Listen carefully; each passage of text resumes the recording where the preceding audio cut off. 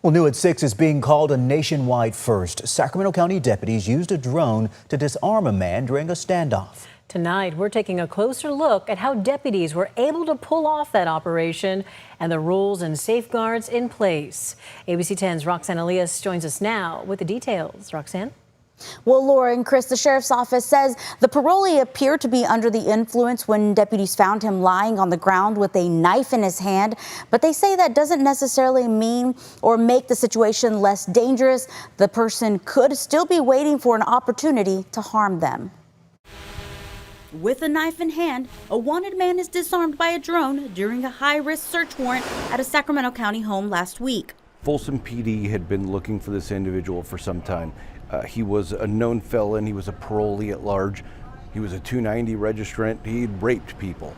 Austin Carter. The sheriff's office says 30-year-old Austin Carter was found inside a home near Goya Parkway Thursday after deputies say he had been seen with a firearm earlier in the day. After Carter didn't respond to negotiators, SWAT deployed a drone and found him hiding in a corner, one hand tucked underneath his body and the other holding a knife. One of our SWAT team guys, he came up with the idea and said, hey, can we just attach a magnet to the drone? He pitched that to me and I said, let's do it, let's try it.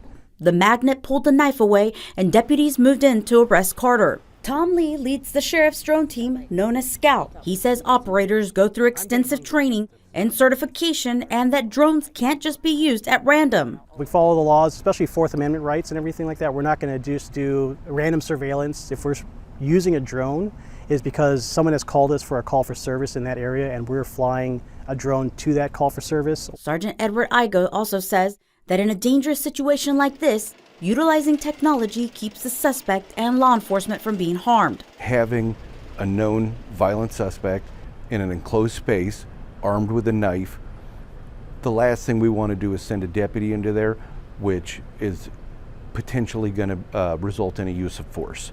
We also showed the video to retired criminal defense and civil rights attorney Stuart Katz. He called the tactic resourceful and says as long as a person is operating the drone in real time, he doesn't see any obvious legal issues. I think it was somewhat resourceful to come up with the idea of a magnet attached to remove a knife. Personally, if you're not talking about autonomous drones, in other words, if you're talking about drones where someone is actually operating it in real time, I just don't see what difference it makes in a legal sense.